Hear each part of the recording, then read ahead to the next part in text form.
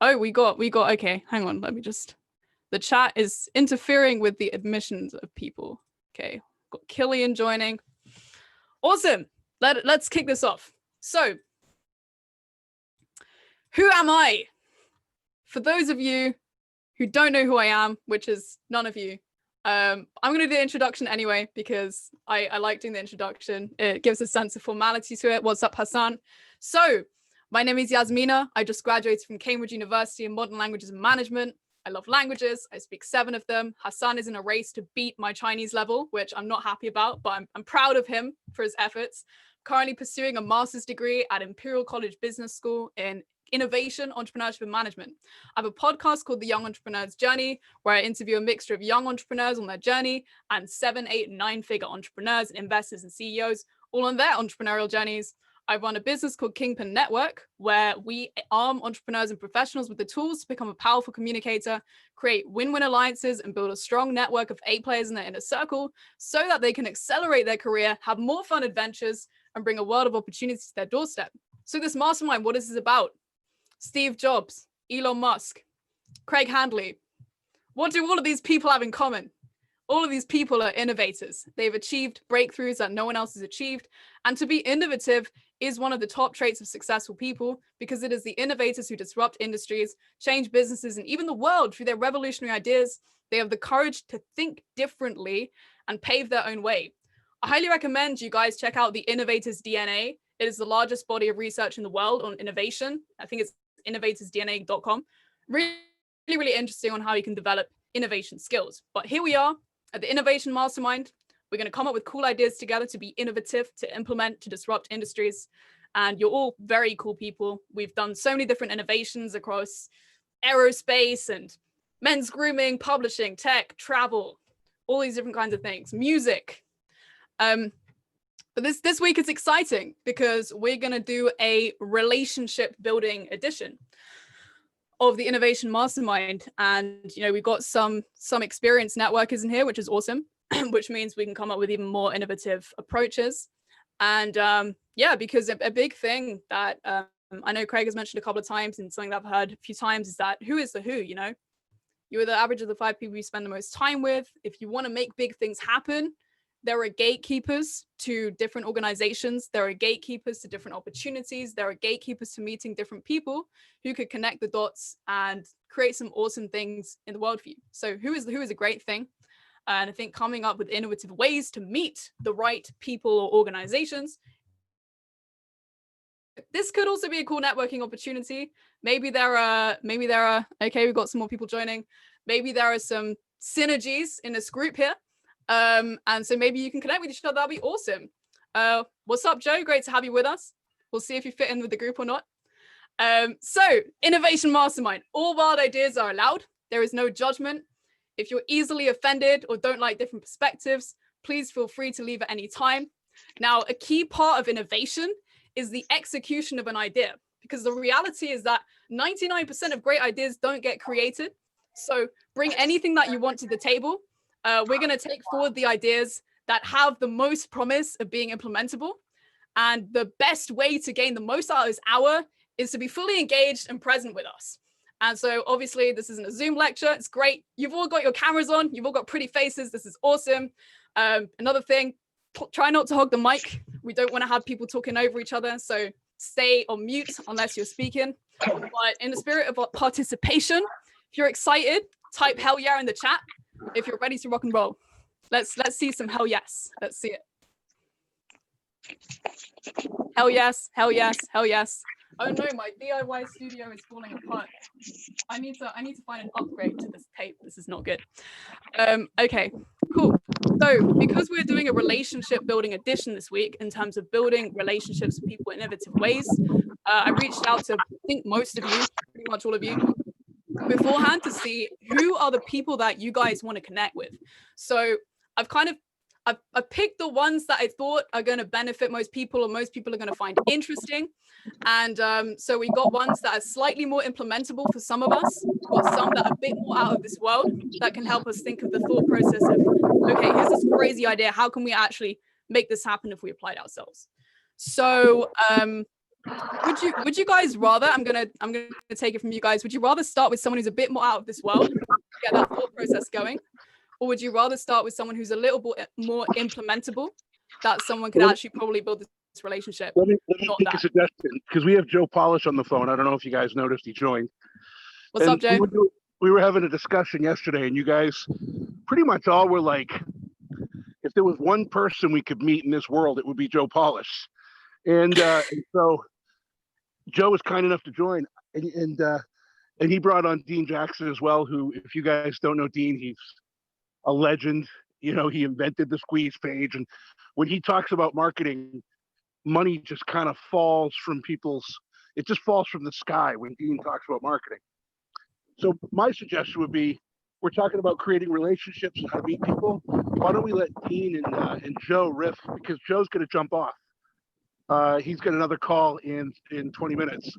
So I think we just let these guys kind of impart their wisdom. I have learned more from Joe and Dean than maybe anybody in the business. Joe, I'm so proud of Joe and all he's accomplished in his life and the goals that he's set to do so much more. He's a great friend. He's loyal.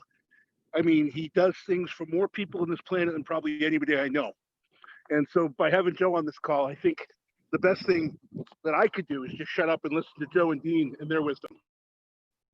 Hey, I'm all about learning from people who've achieved way more than we have. And I know you guys are really busy and have a lot of demands on your time. So I really appreciate you guys taking these 10, 20 minutes to have this chat with us. It's all very exciting. So, well, it's funny. I just talked to, thank you, Craig, by the way. And what's up, Greg? How are you? And so Dean called me and I said, I'm going to hop on this, Zoom session here. And can you join? And he's like, yes, because I have another buddy who's interviewing James Nestor, the guy that wrote the book Breath, here in 30 minutes. And I'm going to be on that. So, boy, I mean, I guess we should probably let Dean say something. Like Craig had mentioned. Say something. Yeah. So let me tell you about Dean. If Craig didn't make that clear, he invented the squeeze page back in 1997, where you enter your name and your email, you go to the net. Back then, I mean, I think most of you probably weren't even born at that time. There's not is anybody here that was born before 1997? One guy. There we go. Two. Okay. All right. And I had my very first website in 1996. I mean, we were doing direct mail. There were no one was carrying smartphones. I had the very first iPhone back in 2007, the day they came out. But what Dean created is now turned into opt-in pages, which is used by hundreds of millions of people all over the world. Both of us have been running multi-million-dollar businesses for years. And it's been a very interesting journey. And we do a podcast called I Love Marketing, and we've had millions of downloads and that sort of stuff. We've inspired people like Tim Ferriss and all kinds of different people to start their podcasts over the years. And we've known each other for damn near 25 years. And so Dean, I mean, I guess in a short period of time, what would you say to a bunch of young entrepreneurs on what it takes to not only make money, but also be an awesome human being? Is that what we've got here? Are all you guys entrepreneurs or aspiring entrepreneurs? Okay. Because literally I'm 3 minutes ago talking to Joe. He says, hey, we're doing this thing with Craig, jump on. So, because we're going to talk to with Sam at top of the hour here. But okay. So I think about this a lot because you guys look like all early 20s kind of range, right? And I got started in business at 22 years old, 1988. And one of the things that was the most fascinating to me, I used to be a tennis player. And that was my aspiration. That's where I was headed. I was in Florida, playing tennis. And I had a guy, sometimes some people say the right words to you at the right time. And I was in Florida, I had a doubles partner from Sweden. We were playing what is called the satellite events for tennis. It's like, if you think about the Wimbledon and all of those tournaments, it's like minor league, below that to get into those. So we're playing these tournaments and I'm observing and looking that there's a bunch of guys out there grinding. Some guys that are, in their late 20s that are still out there grinding, trying to get on there. And And Johan had a friend, Lars, who owned a real estate company in Vero Beach, Florida. And we used to go and hang out with him. This guy was like everything you would want to be as a 22-year-old. I was 21, I guess, at the time. So he had a house on the intercoastal, great house with a boat. He had his office in the middle there, and he had a condo on the ocean, all within like 2 miles of each other, and he was mid 40s at the time. But he used to be a tennis player, and he got to be 180 in the world, which is great, but you're living kind of hand to mouth at that level. There's not a lot of money, only at the top level of the game. And he had a knee injury when he was 26 years old, and it put him out for several months. And he realized that there's only 179 people in the world that are better than me at what I do. And I'm living hand to mouth, and I just had an injury that could potentially have ended my career, and my runway to do what I'm doing is shrinking. And the thought that he had to himself was, I wonder what the 180th ranked businessman in the world is making right now. And he switched games and immediately had a longer runway, a bigger, no limits, no thing. So for me to stay out there and continue to grind, and I pushed the accelerator pedal on what that looked like. And I didn't want to end up at the other end being a teaching pro at a country club teaching, housewives how to play tennis. That's not the life that I wanted at the end. I wanted his house on the intercoastal, and I wanted the Porsche, and I wanted that lifestyle of the freedom, right, to play tennis when I wanted. And so for me, I immediately got that and thought, okay, I've got this opportunity now to have this long runway in business. If I were to switch games and take my competitiveness, take my desire to compete on things, and shift it to a game where my youth is an advantage, right? And I would have a longer reign to go with that. And I immediately switched and came out of the gate as a very successful realtor, and built a huge business around my love of marketing and my love of real estate, and built those out. But the thing to realize is that there's no way to project where I am now from that position. I think about it all the time. I look back, there's no internet. There's not even a seed of a thought of what the internet is going to be to change our lives. There's no, I started out in residential real estate, and here we are now doing, podcasts that reach the entire world, doing marketing events for marketers all over the world. But it was all from this seed of seeing what you can see right now and moving forward in a direction, and not being afraid to pivot or feeling like you have to figure it all out right now. So that's kind of I think about, if I could go back now to being 22, that's like the peak thing. And I would tell you guys that I just turned 54, and at 54 years old, I feel in my mind exactly the same as I feel at 22. And you never get out of that. I could go back there instantly. And so you're always going to feel young, at least up to 54. I don't know what that's to say after that, but I get the sense that your mind always stays like that. So what do you think, Joe? That's what I'm trying to say. I mean, Yeah. pretty much. No, so, yeah, that's great. Well, I want to share something that I've talked about quite a bit in the past. Let me also mention this. So I spent half my time helping entrepreneurs build and grow their businesses. Genius Network is my group. It's one of the highest level groups in the world.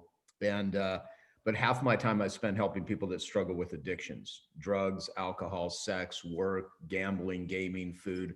I think it's one of the biggest human crises in the world. And so I created a foundation, and I was at the age of 18, I was a massive drug addict. At my worst state, I weighed 105 pounds from freebasing cocaine daily for like 3 months straight in one of my worst states. And so I had a lot of abuse as a kid, mental, physical, sexual, and I had a lot of trauma. And so I used to get high every day and just do a lot of drugs. And I nearly died. And it was through the reading of books and self-help and things that helped pull me out of that hole. And, you know, I was lucky though. Some people aren't. And we're in the middle of a lot of pain and angst and anxiety and depression in the world right now. So I try to use my marketing skills to just help create educational things. But when I really started a carpet cleaning business, was my first business. I was this dead broke carpet cleaner living off credit cards, and I learned marketing because I needed to eat. I needed to survive. I never thought I would teach it to other people. I just needed to pay my bills, and I was working really hard. And I was 22 years old actually when I first had an introduction to marketing. And it was a friend that gave me a newsletter written by a guy named Gary Halbert. It was my first start. But I want to tell you a story of when I went jet skiing in Arizona. I live in Phoenix, Arizona area, and there's a lake here called Segura Lake. And so years ago, I have this friend that calls me up one day that I went to high school with, and he said, you know, do you want to go jet skiing? And when you're broke and you don't have any money, there's not like any extra time or anything to do anything other than try to survive. And I said, no, I'm busy. I have a lot of work to do this weekend, trying to just keep my business going. And he said, well, the guy that owns the jet skis is this multi-million-dollar real estate investor. And so when I heard that, I was like, oh, let me go figure out how to go talk to the rich guy. And maybe I can learn something and he can guide me, because I wanted to get the hell out of the carpet cleaning business because it wasn't making any money.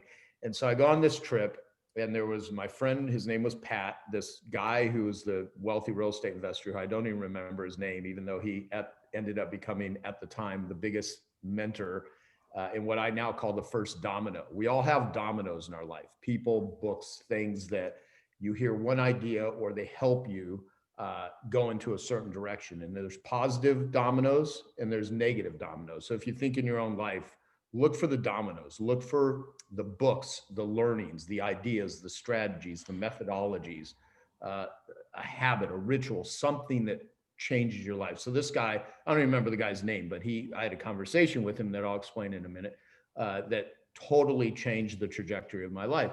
And so my friend Pat, this guy with the jet skis, and then his friend.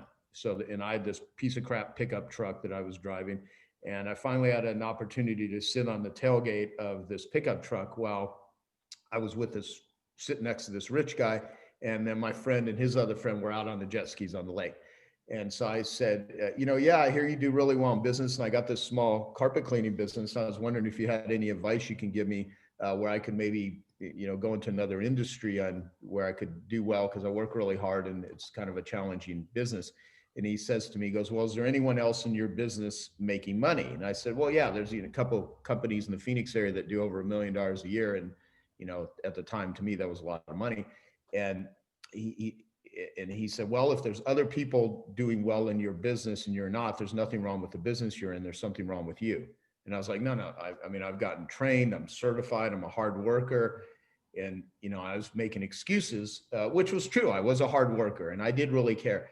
And, I've gotten certified. And he said, well, young man, he goes, you think the grass is greener on the other side. And if you think you're going to go into another industry, you're going to spend another 6 months, another year, another 2 years to learn the technical skills of another business, so you can go out and repeat the same bad business habits that have caused you to be a failure in this one.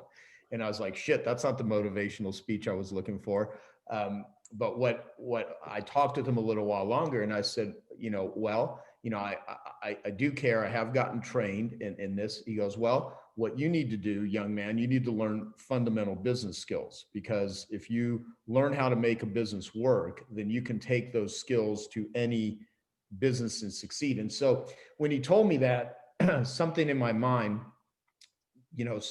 I had this thought that, I live in America, and I don't know where, I know many of you probably all over the world. I have no idea where most of you live, but basically I was like, I'm young, I have a lot of anxiety and I'm not the brightest guy in the world, but I'm a hard worker and I know how to read, and I've got, I'm not starving. I'm barely making it, but I have my whole future ahead of me. So I decided that I would not get out of that business until I could figure out how to make it work. And I wouldn't go into a bunch of different things and just keep trying to distract myself, because I'm a super distractible person.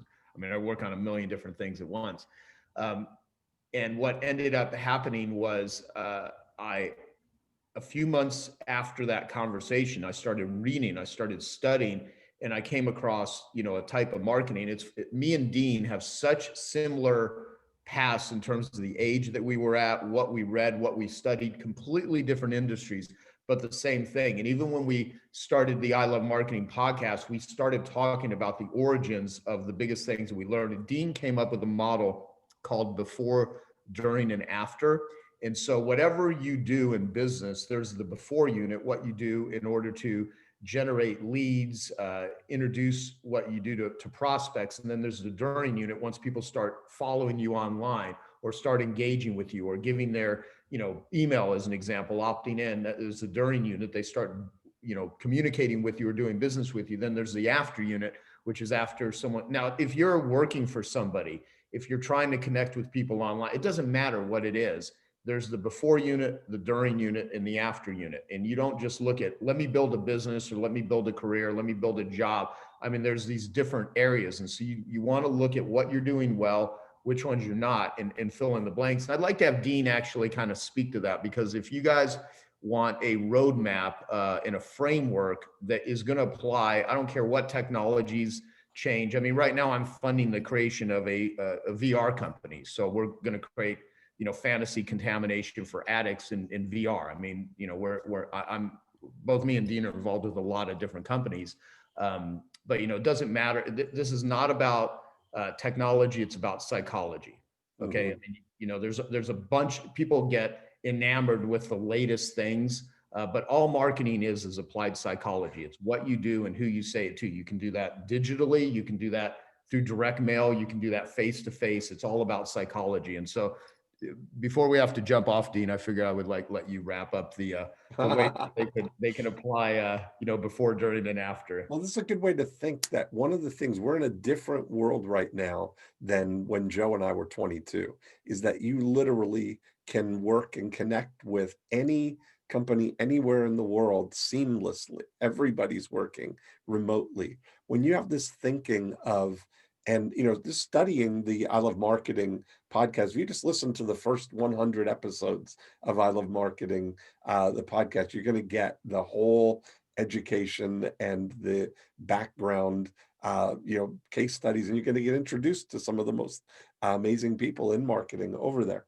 But when you take this thinking of the before unit and the during unit and the after unit, if you're thinking entrepreneurial or even intrapreneurially with a company that you're working with, that you've got an opportunity to head up the after unit of a business. For instance, when you look at and you say, okay, there's an opportunity within any business to maximize the return on relationship that they get with the people who are already doing business with them. And most businesses are so myopically focused on the during unit and then frantically trying to get new people, right? They don't think about the value of the ones that they already have, or getting them to return and do more business, or getting them to refer other people. And if you can create the opportunity for being a modular kind of add-on to another business, where you can think like a entrepreneur, think where you can now kind of provide this service to businesses where they get to do all the things that they can't punch any holes in the logic of it. The thing that gets in their way is the logistics of it, that they're so busy doing these things. But if you can present the logic to them and present a way to now provide the logistics, the doing it for them, that's the amazing thing.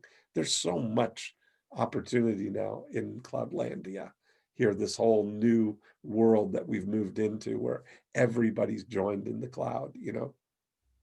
What's funny is like, I don't think they've known any difference since, Oh, I know your whole world has been, you know, I mean, your awake life, like from your teens on, you haven't known a world without texting and smartphones and social media and all of this stuff. It's like such a, you know, we were like one step away from smoke signals when Joe and I were growing up, you know. Oh yeah, no, totally. Let me say one last thing. And by the way, Craig, since you got Craig, I think all the time, Craig knows so much about marketing and about business and about, you know, connecting with people and how to, you know, approach. He's got a beautiful singing voice. Yeah, of course. Plus he's a crazy rapper. So I was speaking to a group of about 1,500 young people between the ages of 18 and 30 years old. This must have been 2 months ago, on VR to the UN. And one of the things, so it was really weird. I'd never done anything like that before. And it was with my two partners in the VR business that we're creating. And I told a story of what I had, shared with a group of about 800 people that were young people that I was, an event I was speaking at a few years ago. And everyone always wants to figure out how, how to make money, especially when you're starting out. How do you make money? And so I said to the room, so I'll ask you, is anyone here like worth over $1 million? You have any young millionaires in the room? Okay.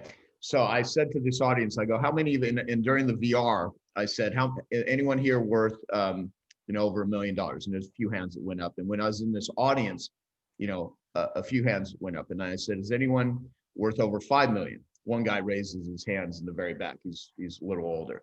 And I go, anyone worth over 10 million? Guy raises his hand in the back. I said, okay, how many of you would like to be worth $1 million? So I ask you guys, how many of you would like to be worth, $1 million? Okay. How many of you would like me and Dean to give you $1 million? Anyone? Yeah. Okay. There we go. That's one there. So what I said to this group, I said, all right, I'll make you a deal. I'll give you $1 million if anyone. How many of you be willing to pluck out an eyeball for $1 million? No one raises their hand. I'm like, anyone give me an eyeball for 5 million? No one. 10 million? I'm like, anyone chop off one of your legs for $50 million? No one, raised their hand. I'm like, interesting. You already have something in your possession that's worth over $1 million, but people get depressed and they're annoyed because they don't have a fucking car or they don't have whatever. And it's like, you know what? You have eyes. And I said to the people with VR, I said, so much of what's going to be done in the VR world is porn, blood sports, gaming. Create something amazing with these technologies. Create value in the world. I mean, there's all kinds of ways to make money selling crap to people, but money earned ethically is a byproduct of value, of value creation. And you don't want to be in the transaction business. You want to be in the transformation business. And so part of being in the transformation business comes from transforming yourself. Spending your time with awesome people, cutting ties with dishonest, negative, lazy people. A thing I heard early on in my 20s was be nice to the people you meet on the way up. They're the same people you're going to meet on the way down. When you 5 years from now, 10 years from now, 20 years from now, you guys are going to run into the same people. Make sure that you maintain a great reputation. Make sure you're awesome. The people that become my friends close to me, or I look at people that are more powerful. How do they treat people that are less powerful than them? Do they say thank you when someone opens a door? Do they not operate from a place of arrogance? And so many of the influencers in the world, it's such a status play. When your focus is on status, not on growth, you become arrogant, you become narcissistic. And so, take care of people that are less fortunate than you are. Spend your time doing things that you never sell anything to anyone that you would not sell to your best friend, someone that you really care about. If you operate that way, karmically, life gives to the giver and takes from the taker. I put a link in there for my book, joesfreebook.com. You need to buy anything from me. We're not trying to sell you anything. Just spend your time and energy with each other. And I don't even know if you're charging for this or how you guys are just a bunch of young people getting together just to talk about stuff. But the thing is, you're better off mastering one book than trying to read 50. You're better off mastering like one concept from a podcast and trying to listen to 10 podcasts a day at 3 times speed. I mean, the consumption of information is useful, but only to the degree that you can use it. You know, one thing done equals money, 5 things undone equals no money. So make sure you stay consistent, and more importantly, just take care of your health, because the reason you're able to be here right now is you're not laid up in a hospital bed. You have vision, you have abilities. Your health is the most important thing, bar none. All the money in the world is meaningless if you can't use it, right? So anyway, those are just some things I wanted to share. And like, whatever your name is, try to register your name free book and listen to the stuff that me and Dean talk about, because I have Joe's free book, but anything that you're selling, you want to put information in front of it. That applies. That's where education comes in. That's where podcasts, that's where video. So even if you're on social media, whatever, you're trying to build a following, you're trying to put information in front of people. So ultimately you bond with them and connect with them, and they end up doing business with you. So think of what you're putting out into the world. And I'd like all of you to write a book about what you do as you learn it. And you're going to give that out to people for free. The book can turn into a million different things, but I'm just wanting you, we don't have enough time to go deeply into the whole concept of it, but that's what me and Dean do all the time. And if you want to, you know, better learn and understand what it is we're talking about, you know, then listen to our podcast. And Craig, if Craig calls me and asks me to do a favor, if I can do it, I will. Next year, I'm taking a sabbatical, so I'm completely gone next year. I'm going to be unavailable to almost anyone. And, you know, including, you know, many of my best friends for an entire year. But, you know, I've been working really hard for over 30 years and have never done anything like that. So, but anyway, just wanted to share that. I told Joe I'm still going to track him down and go where to ever he is, so I can get some brain power from him and hang out with him for a little bit. So I've made that threat. Awesome. And we got to hop because I'm already 1 minute late for this other thing, but I hope that was helpful to you guys. Thank you so much for your time, guys. Thank you. Great to meet Really, you really guys. appreciate it. Really Thank powerful you so stuff. much. Thank you so much. Thank you so much. Yeah. Have a great day. See you guys. You Thank too. you, Have a guys. fantastic day. Appreciate it. Thank you, Joe, for dropping on, and thank you, Dean. Thank you. Wow. That was incredible. Shout out to Craig. Thank you so much for making that happen. That was really insightful for, I think, all of us. So Well, and that's who Joe and Dean are. Like, you start to learn that the best, most successful people in business are people who are the kindest, most generous, most giving with their time and their energy. That's why, like, when we talked about, you know, how do you make connections with different people, the funny part about this is that the people that you want to make connections with are usually going to make themselves accessible. You know, I mean, Paul DeJorio answers his own emails, you know, and I've got his email. Richard Branson replies to every email I send. Tony Hsieh, before he took a sabbatical on his digital, used to reply and return my phone calls all the time. I guess before he got into his loneliness challenges that he's been having. I didn't even know, you know, that Tony was having those issues with drugs and alcohol and all those things. But some of the most successful people in the world are the most generous with their time. Yannick Silver replies all the time when people reach out to him and spends time, you know, with people. So I found that in like the arc of someone's personality, when people make their first 100,000 or make their first $250,000, they'll go out and buy the Rolex.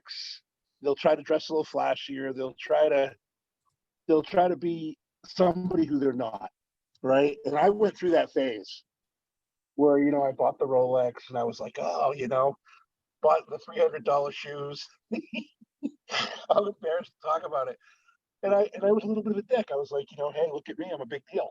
You know what I mean? And I didn't want to tell and share things with anybody. I look back at that kid and I'm like, what a dumbass, you know?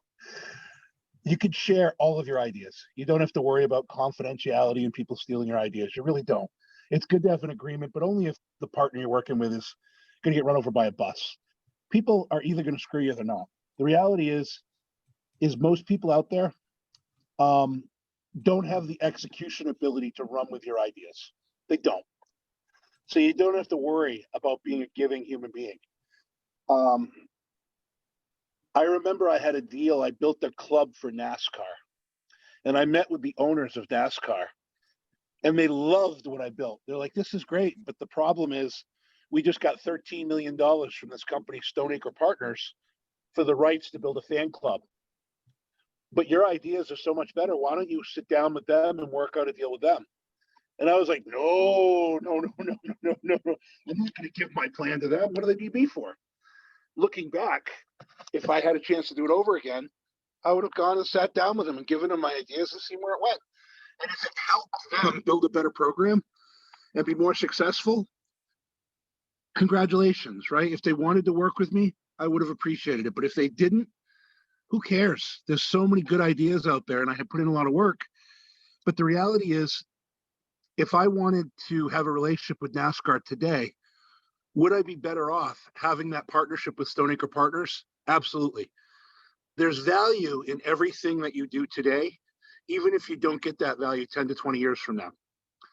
And that's part of how I've been so successful at connecting with people, is because, look, I think everybody in this room talks about Greg and knows Greg's going to be successful as Joe Polish, or maybe even more successful. Well, I'm giving my time today, and maybe sometime down the line, I want Greg to show up on a podcast with young entrepreneurs. And I send out a note to Greg and say, hey, what do you think? Will you show up? Well, Greg will do that because today I'm giving to him.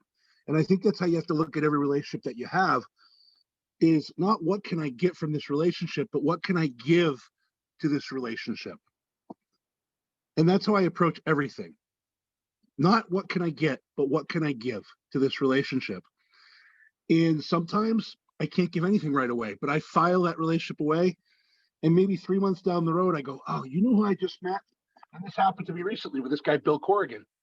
Bill Corrigan does boxing stuff. He owns a car in the races. He's out of Vegas.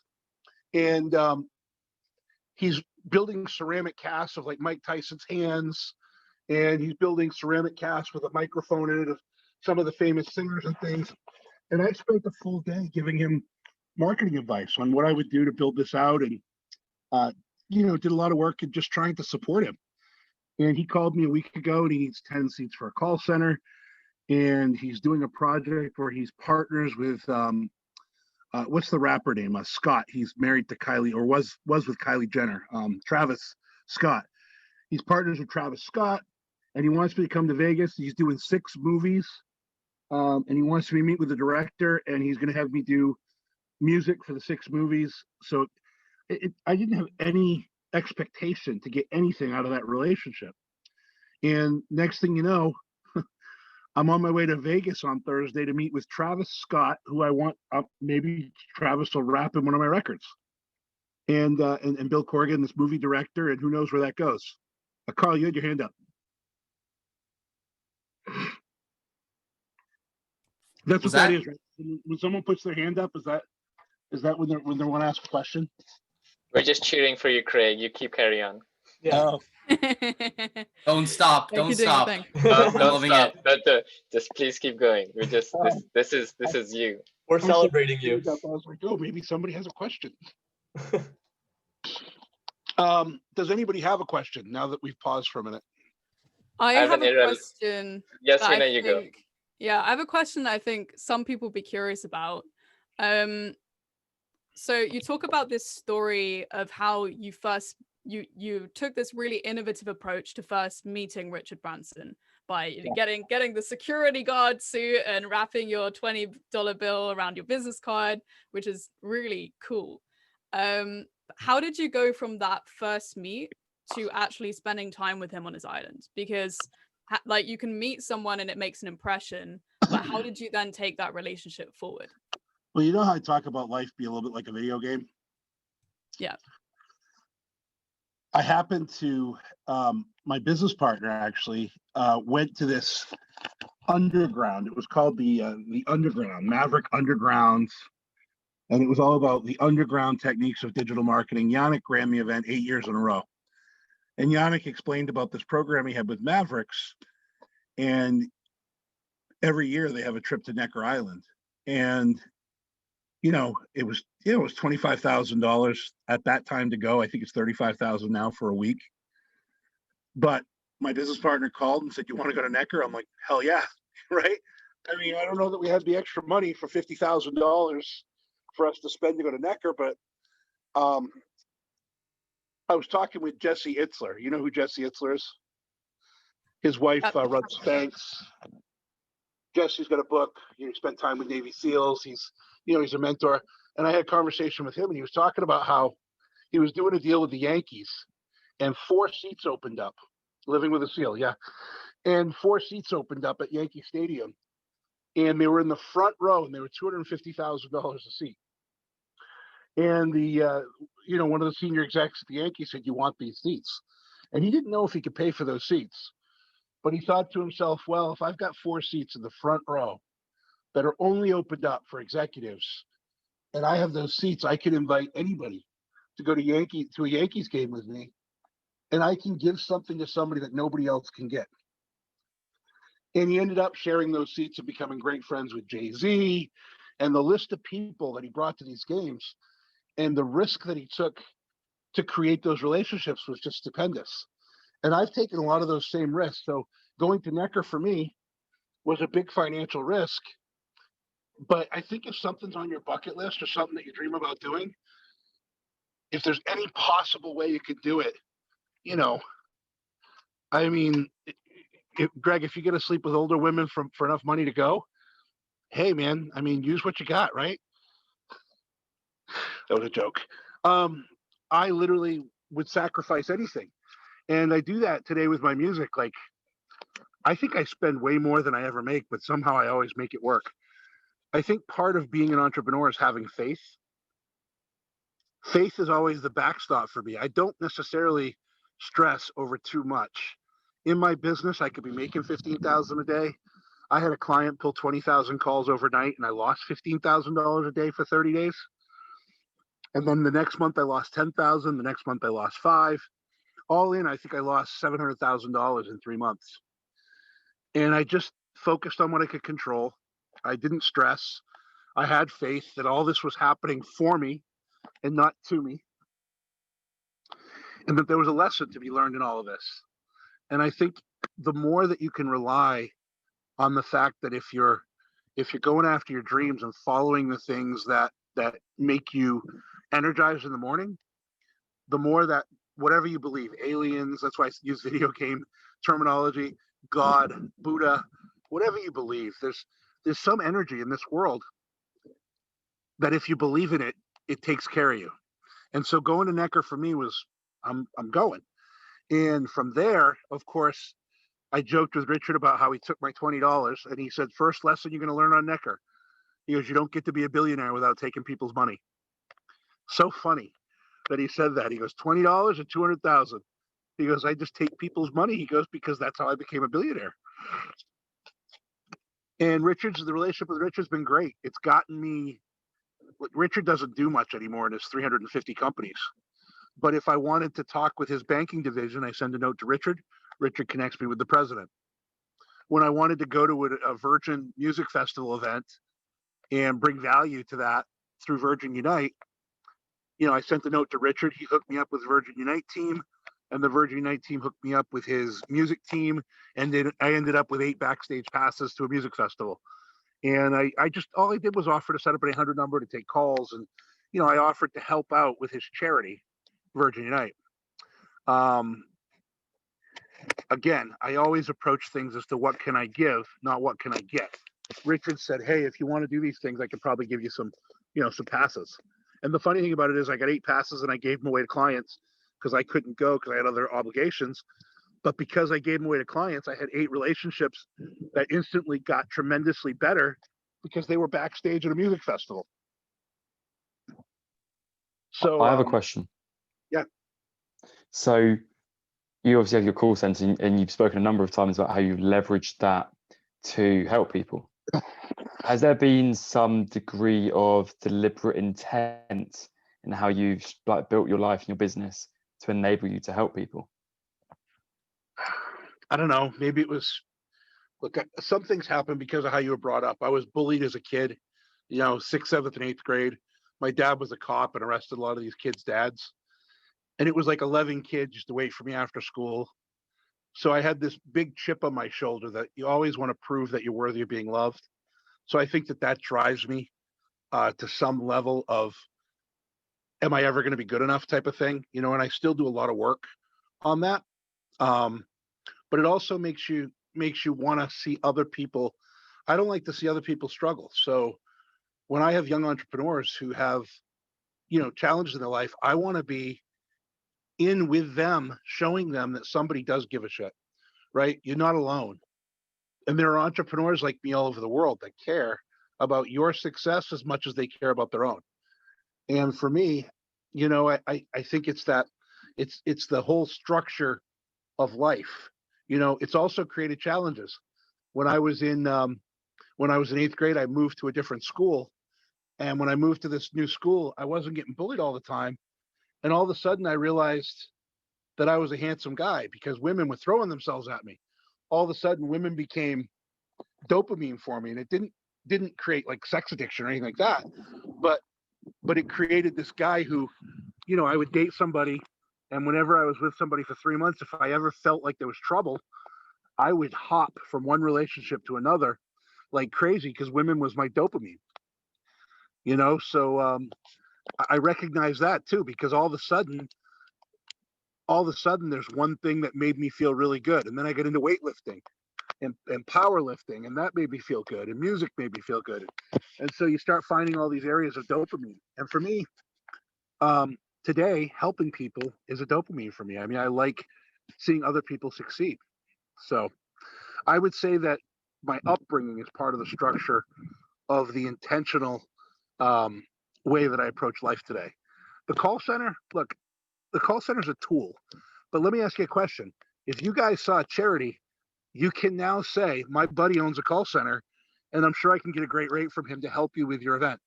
You guys, in essence, now know me. So now you guys all have a call center that you own.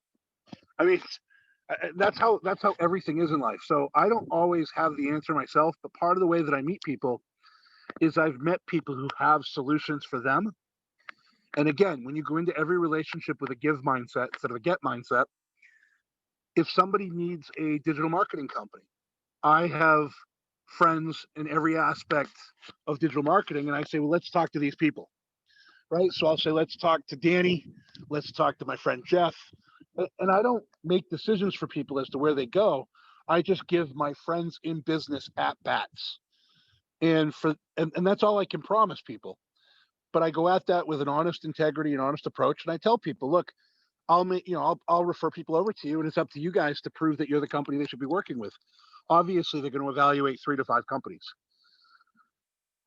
And that's because that's how most people do things. But that's also how I keep so many great relationships, because I may not own it, but I know somebody who does. And that's where I'm of that give mindset. I can tell you 9 out of 10 relationships I don't get anything from. I just refer them to other people who help them succeed along the journey, along the path.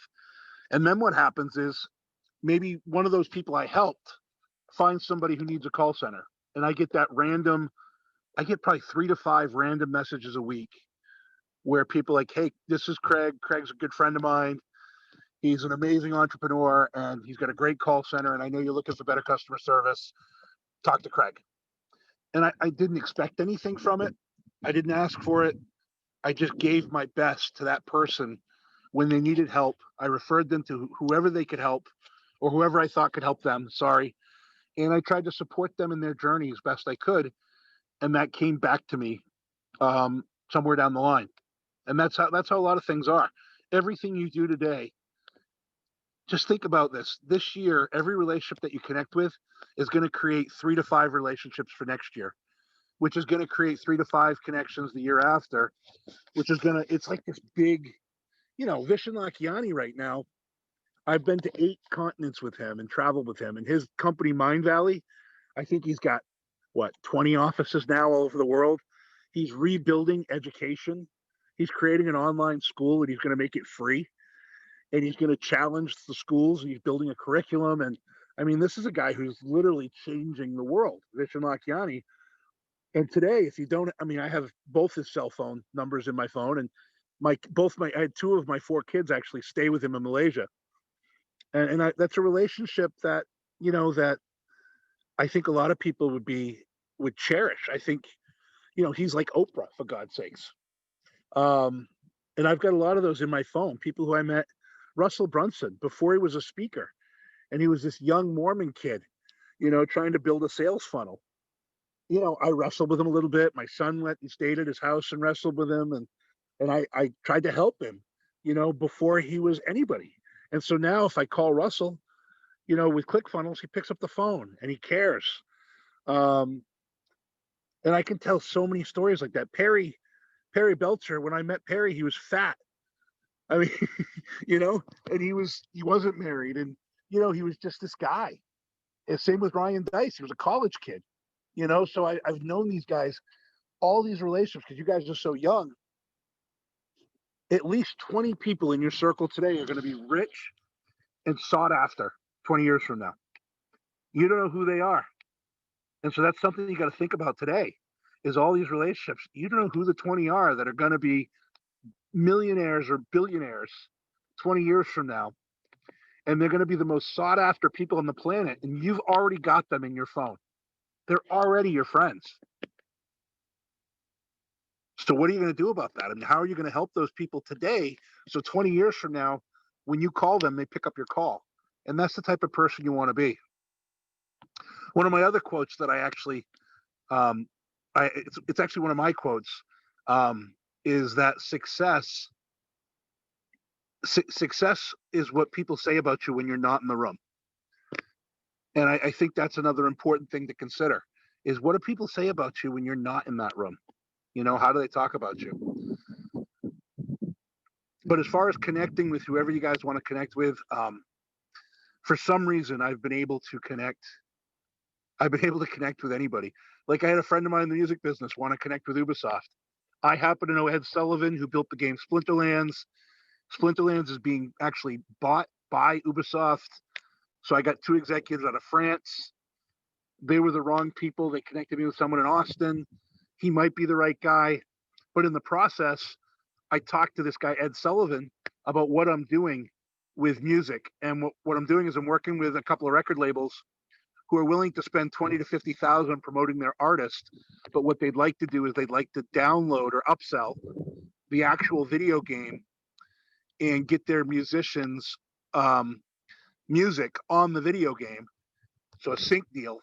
But they're willing to help promote the video game, $50,000 to $100,000 for the artist, but they want to upsell the video game that their artist is performing on. And so it's kind of a neat idea. And Baby Knox, this woman, Baby Knox, a friend of mine wrote that record. And if you look at the new Ubisoft game that's coming out, what's it called, Warlords or something like that? Anyway, her record has been streamed like 20 million times already because of Ubisoft. And so I was like, we're going to promote the artist Baby Knox. I'm like, wouldn't it be great if we could upsell this new video game and get 30% as an affiliate fee? So when I talked to this guy, Ed, about it, he got me on the phone with 3 other gaming executives. And all of a sudden I've got a network of gaming executives that want me to play sync music in their video games and use money that was going to be used to promote the artist to sell video games as well. So sometimes things happen that you don't even plan on, and it all comes from a relationship that you never expected to be valuable. And so that's how I connect. That's like how I just help people. And then when it comes down the line, who do I know in the video game space? Okay, Ed Sullivan. Okay, Ed, how do I get in touch with this guy? And all of a sudden, I've got this circle of relationships being built, and I'm bringing value. I'm not asking for something. I'm offering to spend. I'll take a break and take any questions if anybody's got questions. Really powerful, Craig. Thank you. Yeah, Omar, you have a question. Yeah. So I know, like, I've seen in the chat some of your some of the messages you've sent, the idea of like offering value, and of course different people have different values that they're looking for.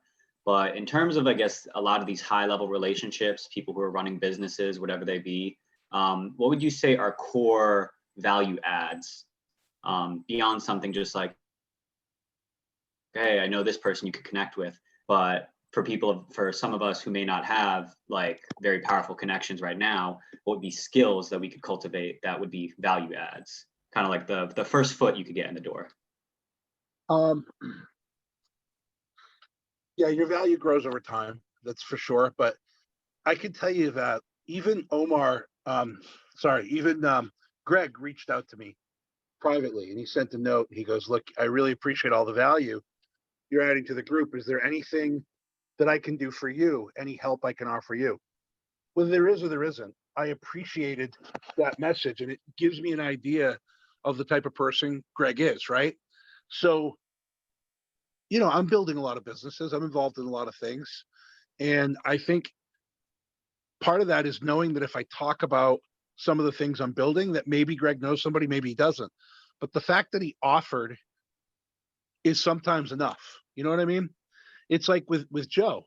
I mean, Joe jumped on here with you guys, and maybe you don't think you have a lot to offer Joe, but indirectly you do. The way that you do is you guys all have podcasts. You guys could spread his message. He's desperately trying to change addiction in this country. Some of you guys are in that space. There's definitely value that you can give to him that you might not even know that you have.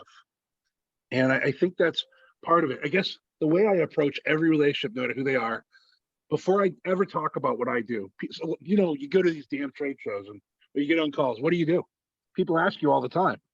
And I say, well, look, I do a lot of things.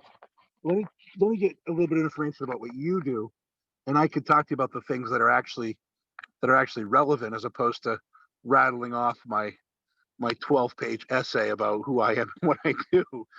And I always want the person that I'm talking to talk first. I always want to learn a little bit about them. And then I want to say, oh, no kidding. You know, I do work with such and such, or I know this guy, or I can usually figure out, you know, some synergistic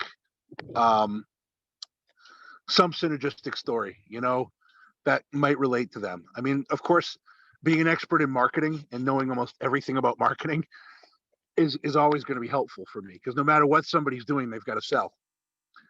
So I was with Joe Isgro, who I met I was standing in a pizza line, and this guy, Eric, walks by, and he had a Maine shirt, and I'm from Maine. So I'm like, hey, are you from Maine? He goes, no, I've done some work there. I do some film there, producer. What do you do? Right. And I'm like, oh, you're a director and a producer. I said, well, if you ask me what I am, I said, I'm a marketing guy who wants to be a musician. You know, I said, I do a lot of different things. The guy's like, oh, really? He goes, you should meet my friend Joe Isgro. And I'm like, I don't know who Joe is. So I Googled him, and then I was in awe. Like, this guy, Joe, I don't know if he's anybody anymore, but boy, that guy's got a story. You know, ties to the Gotti family, the mob, and went to jail for 5 years for payola, and not a record got played in the 80s or 90s that he didn't get paid money on. He like had all of the radio stations on lockdown. So he was the gatekeeper. Clive Davis couldn't get a record played without paying Joe Isgro something. So it was interesting to talk to him. And then I was talking about my marketing stuff and how I've been marketing my ideas about marketing records. And the guy was really intrigued. And he goes, well, play me one of your records. So I played one. He goes, this is really good. He goes, I work with 6 artists a quarter. I would be open. He goes, you need a good producer. And he mentions this guy, Scott something, who used to own a mansion in Miami and 3 yachts, but got drugs just dragged him down until he was homeless. And he's been clean again and trying to work his way back in the industry. But he used to get $300,000 to create a production. And Joe said, I could get this guy, Scott, to do production for you to create records for my artists. He goes, you remind me a little bit of Pooh Bear. And I don't know if you guys know who Pooh Bear is. He's one of the best writers on the planet, right up there with Max Martin and some of the other guys.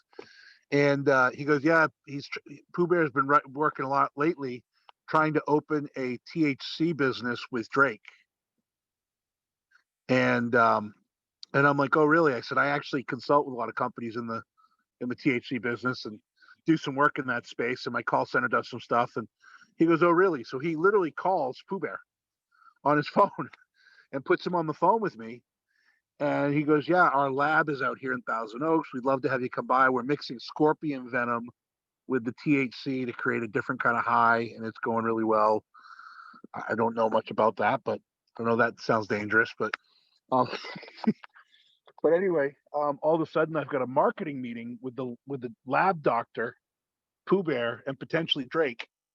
And of course, I want to get my music out there, but I mean, I couldn't ask for a better situation than meeting Pooh Bear, who works with Justin Bieber and all these famous artists, and Drake. I mean, shit. I, I mean, you know, it's a pretty high caliber meeting, but they want me for my marketing advice. And if I can give them good marketing advice, then they will help me with my music, I'm sure. And by the way, I will bring up music, but I would never expect them, you know, to commit to helping me. You know what I mean? You've got to have talent. You know, I mean, I've met Michael um, Magic Johnson, and I've spent time with with Magic Johnson and his brother. They own all the 24/7 fitness centers, things like that. And I've given them some marketing advice. And of course, I love playing basketball, but it's pretty hard to say, hey, could you get me on the Lakers? Because I'm short and fat and old and I can't dunk. I probably could score a few points, but because I'm good, but I'm not, you know, I don't know. Some of these guys are pretty good players, I guess.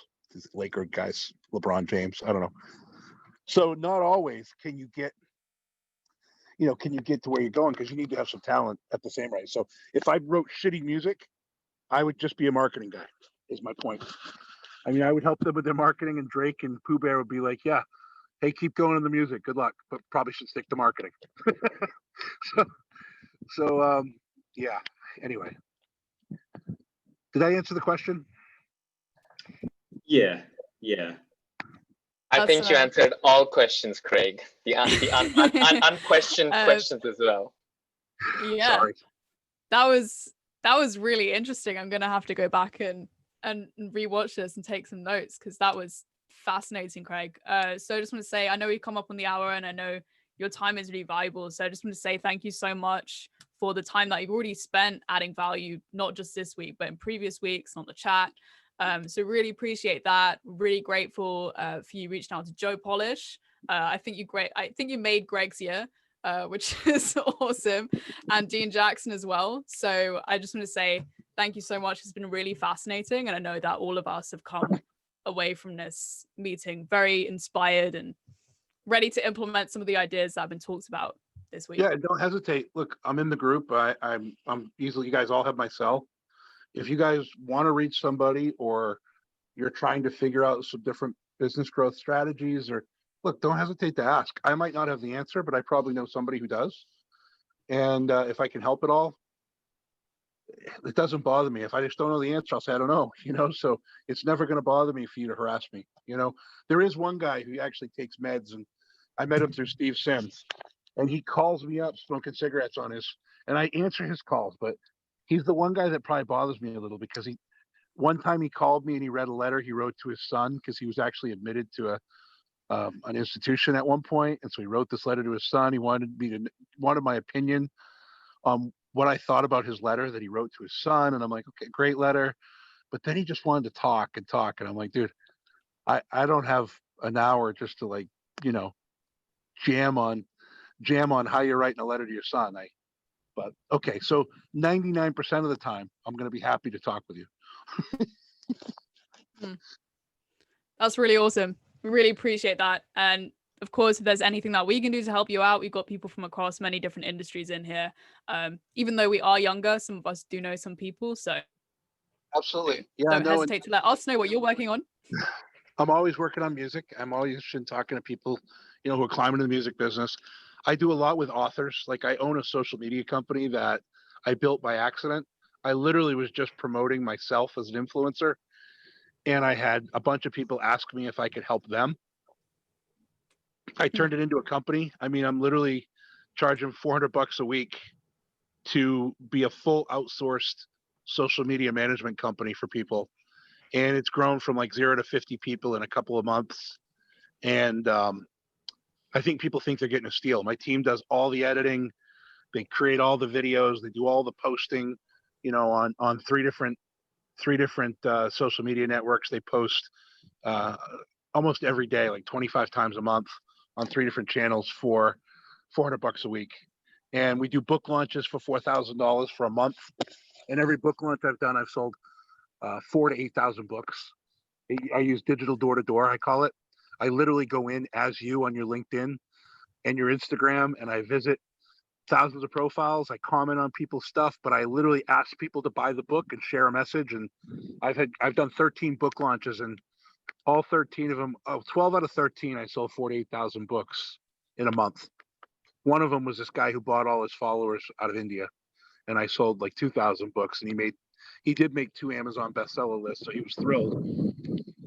But he was definitely more difficult than the rest. And I've done them with Kevin Harrington's a good friend of mine from Shark Tank. And so I did Kevin's book launch.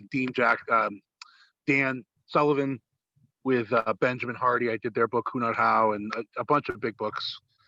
And so if you have anybody launching a book, I'm really good at marketing books. I'm really good at helping people with their social media stuff. And I don't charge a lot. Like the same service I'm offering, Rory Vader charges $15,000 a month for, and I'm charging $1,600 a month. So Wow. I'm trying to help people. You know, my goal is to help people, and I make a 15% margin, which I'm happy with. I mean, I built a call center with 15% margin. I'm selling it for $14 million. So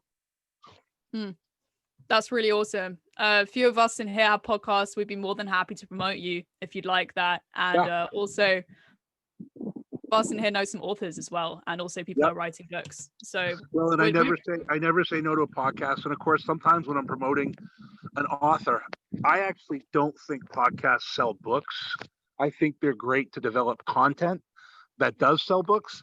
So I have a team that will use the content created from the podcast and create videos that actually help sell books. But I know all of my authors that I promote and work with love being on podcasts because ego is a big deal. So, you know, sometimes if I have a good author like a Kevin Harrington or Benjamin Hardy, maybe you guys would have them on your podcast. That would be great. So that's one way that you can help. I mean, look, there are a lot of ways, but I think as we get to know each other, we'll learn more and we'll find ways to help each other. And that's literally how life and business works the best, is when you create friendships with people and you start to care about their business like you care about your own, because you care about the relationship, and that creates a long-term business relationship. So that's really awesome. Thank you so much, Craig. I hope you guys were taking notes. That's all I'm going to say. I hope the rest of you were taking notes. So I'm going to end this meeting now, but this was really fascinating. And we look forward to seeing how we can all help each other out over the weeks, months, and years to come. What's up, Greg? Craig, I just want to say thank you so much, man, for coming on here, adding so much value to the group. I can't thank you enough, man. Again, I'm going to have you on my podcast soon, but again, I like to do research on my guests beforehand. I was wanting to read your book first, but I just want to say thank you so much, man. Thank you. I didn't even tell you guys the story of how I ended up hosting the Porn Awards. Holy shit. True story. I mean, I'm happy to sit here and listen to it, but if you got to go, no worries. Well, that story is interesting. I'll tell that story, then we'll hang up. But I literally was writing articles for QuestX magazine, they were sales articles, right? Marketing articles. Well, QuestX magazine ended up buying a bunch of trade shows, and they bought like 300 of them, tucked in the middle, you know, with the Farmers Union and the insurance ones and the hardware show and was the Porn Awards, tucked right in the middle of this pile. And the Porn Awards were like 30 days away. And all of a sudden they realized that they don't have a host, nobody to host the awards, nobody to help them run the event. They had $3,000 in their budget for a host, and they had no idea what to do. Well, they knew that as a guy writing sales articles, I was passionate about music, and I had just put out this album. And they were like, we'll give you $3,000 to host the Porn Awards. And I'm like, well, I'm not so sure. I'm not so sure I want to get in that genre. They said, Craig, 70,000 people go to the Porn Awards. I was like, okay, I'll host the Porn Awards. And it starts with, you know, the trade show floor, you know, so I was actually on the floor with Fire TV. They just came out with a box that basically ran nothing but porn. It was a box that was basically Pornhub before the internet offered Pornhub. It was called Fire TV. And so I performed on stage for 3 days before hosting the show. And I was like Nick Cannon, you know, up there. I don't know if you guys know Nick Cannon, but I was like the late night TV talk show host, interviewing all the different porn stars. I didn't know any of them because I know you guys might not believe this, but I've never really watched or cared about watching porn. And so I didn't really know any of these stars. And I'm like, oh, so how did you get into this line of business? My grandmother taught me that I'm like, oh my God, your grandmother told you to do that? I didn't quite know what to say to some of these stories, but I ended up doing the event. I bought like 10 boxes of t-shirts, which was a waste of money. Note to self, when going to a porn event where people are mostly naked, you're not going to sell t-shirts. Matter of fact, I couldn't even give them away. So another note to self is nobody remembers I was there. Could have been Elvis Presley on stage. Behind all these naked women, nobody would have remembered who was the guy singing in the background behind all the naked women. Or mostly naked. They weren't completely naked, and I had so many things happen to me that I was literally, I never get embarrassed, but there were occasions.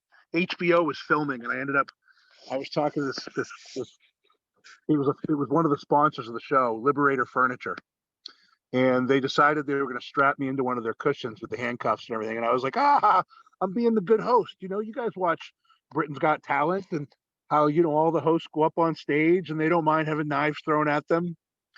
So I was like, oh, I'll get strapped in. I literally had all these girls come over. One girl jumped on my lap and started riding me and grinding away like she was literally filming a movie. HBO was there with their camera. 3,000 people were encircling the stage at this point. There were only 70 when we started. I don't know how 3,000 people got there. And then this other girl comes over and jumps on my head. And she literally slides her panties across and puts her little clamshell right in my face. My mother's probably going to see this, and I didn't know what to do. I didn't know whether I should eat it or not eat it. I don't know. There's a lot of people watching. That was embarrassing for me. I mean, I was I don't know what. And I blacked out. I don't have an answer. I don't remember whether I ate it or didn't. I don't recall. And then this is the embarrassing part. If that's not already enough.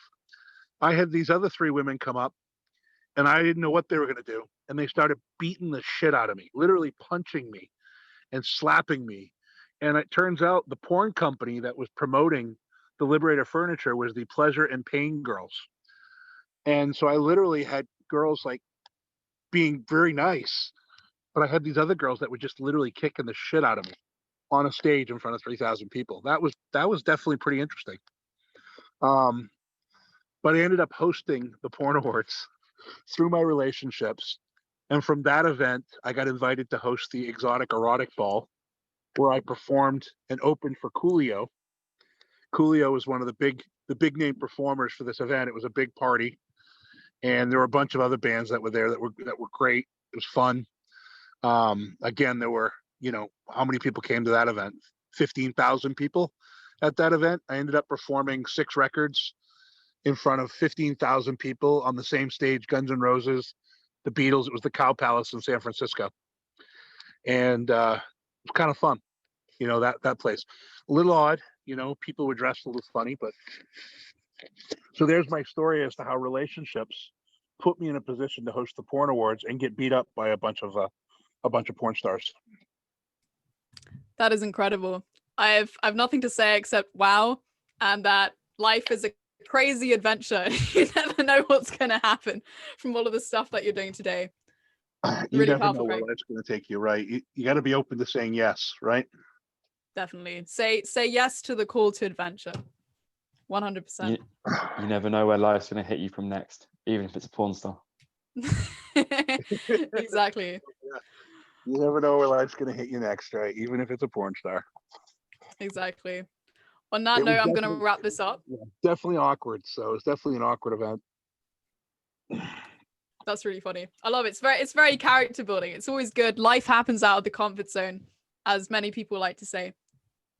So just once again, thank you so much for taking the time and entertaining us with all of your, it's funny because you tell all these really entertaining stories and there are so many powerful lessons hidden within the stories, which is really valuable. So thank you so much. Yeah. I hope there's a lot of connections there. Like the Richard Branson story keeps building value for me. I'm working on, he wants to build a music festival on Necker. So I'm working with Mike Richards, who did the Necker Open and the Necker Cup.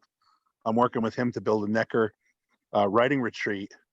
And we're going to write 7 original records and donate the money to Virgin Unite, to 7 Virgin Unite causes. And Richard's going to build a couple of studios on the island.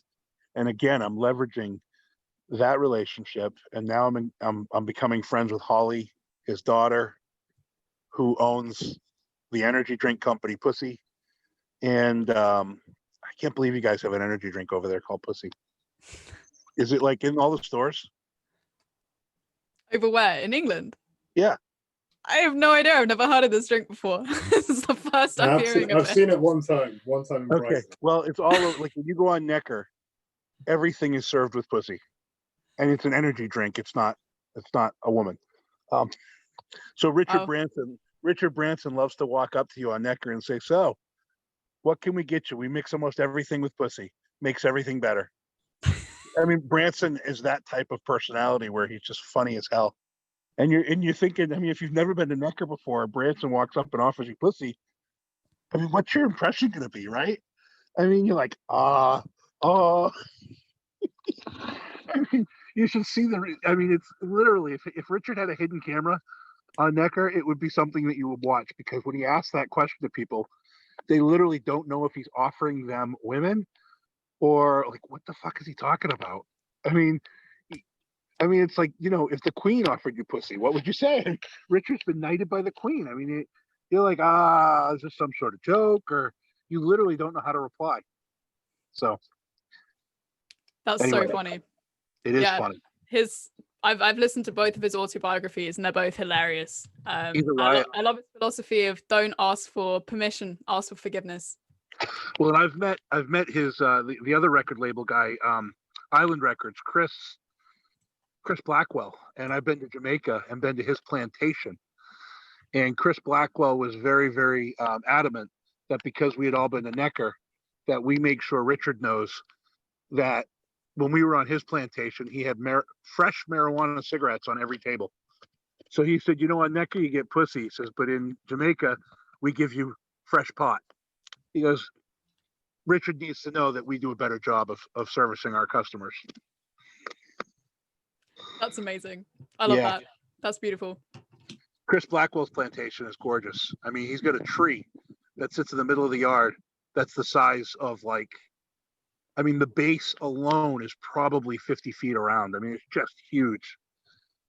And then he's got his own little swimming, like freshwater swimming area in the back. And man, he's just such a beautiful piece of property there, Chris Blackwell. And he told so many amazing stories about how when he met Bono from U2, and he goes, you want to talk about passion? The guy sits in his kitchen and sings his entire album to him. He goes, he'll never forget how even Bono's last record, he came into his kitchen and sang it live for him with as much enthusiasm as he had on the day he met him. And you know, it was great hearing his stories about some of the artists he's met. You know, he signed Bob Marley, you know, way back when, Chris Blackwell did. So getting to meet some of these people and hearing the stories is just life-changing, you know? So anyway.